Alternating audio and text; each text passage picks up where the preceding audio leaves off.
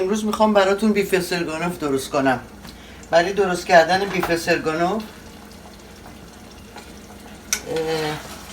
7 پوند گوشت داریم، گوشت راسته داریم که اینا رو خلال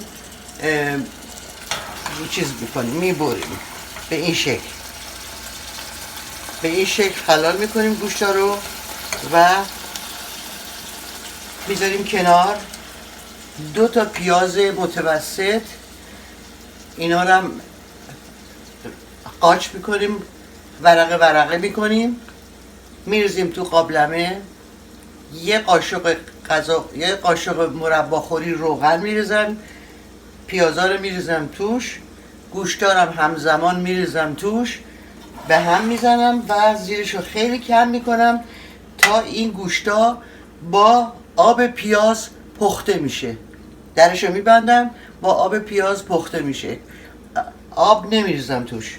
وقتی که گوشتا خوب پخته شد، به اندازه نصف قاشق چایخوری نمک، نصف قاشق چایخوری فلفل سیاه میریزم و به هم میزنم، درشو میبندم، به اندازه 10 دقیقه میذارم که یه تفتی بخوره 2 مرتبه که بوی خامی دیگه نده. ادویه که ریختم، فلفل سیاهی که ریختم، و باز درشو میبندم و زیرشو خاموش میکنم. بعد از 2-3 دقیقه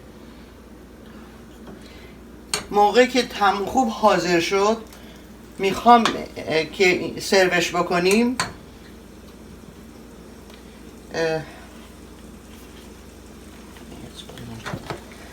توشو هیوی کریم به اندازه 2 تا از این قاشقا هیوی کریم توش میریزم. این یکی، این 2 تا، اینو به هم میزنیم و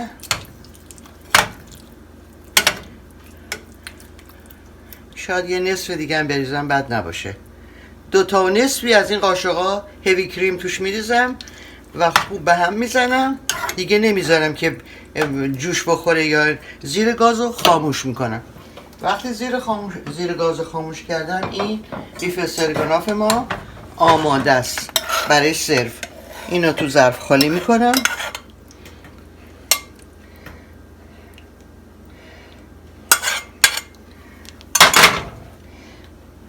و سیب زمینی، 3 تا سیب زمینی متوسط رو من به این شکل خلال کردم. اینا رو سرخ میکنم و روش میریزم.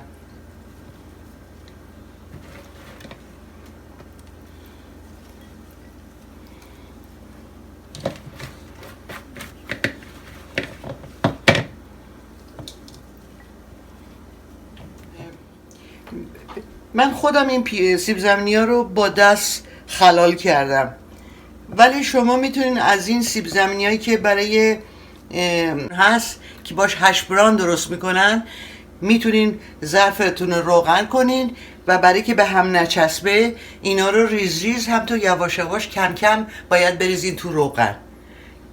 یکم تفسش میدین، یکم که رنگش عوض شد حاضره که به این شکل بریزینش روی بیف استرگانوفتون. پس الان غذامون حاضره، آماده سرو. نوش جان بفرمایید. خیلی خوشمزه است. من خودم اینو خیلی دوست دارم، بچه‌هام هم اینو خیلی دوست دارن. حتما اگه درست کردین، نوش جان کردین، مسلما بهتون خوشتون خواهد اومد.